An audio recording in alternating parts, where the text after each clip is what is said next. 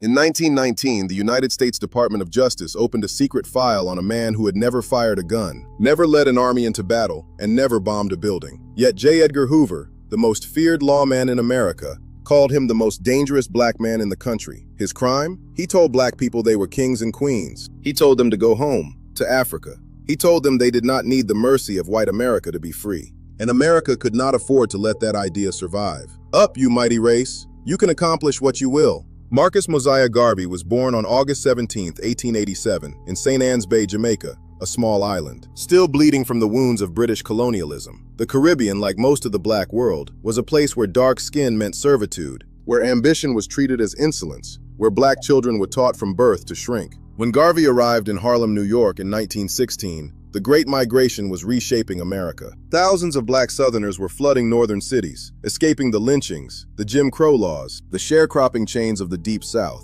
They arrived in New York looking for dignity, for wages, for something that felt like freedom. But the North had its own kind of cruelty.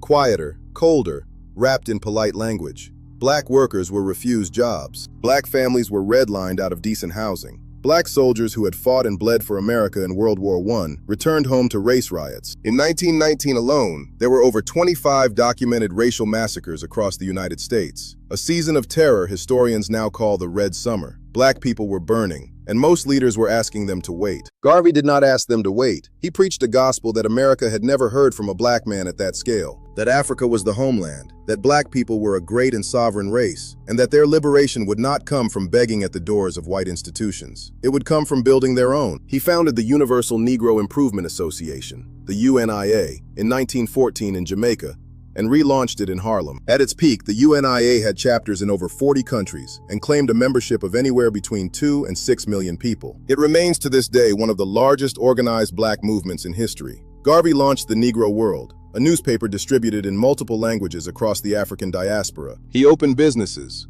laundries, restaurants, hotels, all black-owned and black-operated. He launched the Black Star Line, a fleet of steamships that would carry black people and black commerce across the Atlantic, connecting the diaspora to Africa. America had never seen anything like it. A black man, building an empire, not asking for inclusion, but declaring independence. Washington trembled. Hoover's Bureau of Investigation, predecessor to the FBI, began monitoring Garvey in 1919.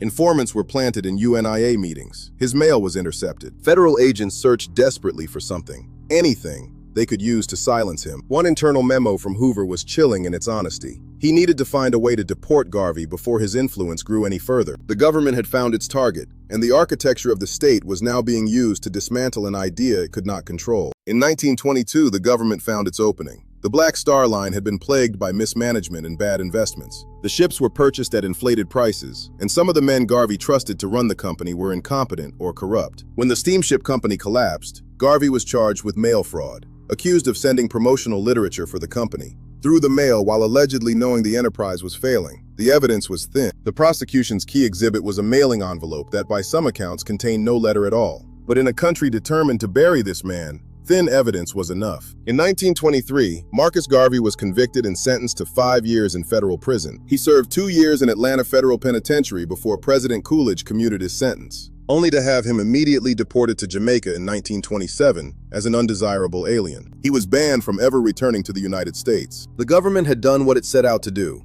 remove the most powerful voice of black self-determination from American soil. They deported the man. They could not deport the idea. Garveyism, the belief in black pride, black self-sufficiency, and Pan-African solidarity, became the invisible DNA of nearly every black liberation movement that followed. Malcolm X's father, Earl Little, was a proud UNIA organizer. The Rastafari movement in Jamaica elevated Garvey to the status of a prophet, citing his words as sacred scripture. Kwame Nkrumah, who led Ghana to independence in 1957 and became the father of Pan-Africanism, credited Garvey as his intellectual forefather. The Black Power movement of the 1960s, the Black is Beautiful cultural revolution, the founding of several African nations, all carried the fingerprints of a man America tried to erase. In 2016, President Barack Obama granted Marcus Garvey a posthumous pardon, though even that remained unofficial, delayed by bureaucratic reluctance. Jamaica declared him a national hero. Statues went up across the Caribbean. Streets were named in his honor. But perhaps the most honest measure of his impact is this. The United States government spent years and enormous resources trying to silence one man's newspaper, one man's speeches, one man's ships. You do not fear a man who is powerless. You fear a man who is telling the truth. Marcus Garvey told black people, at a time when the entire architecture of the Western world was designed to break their spirit, that they were worthy of freedom not as a gift from others,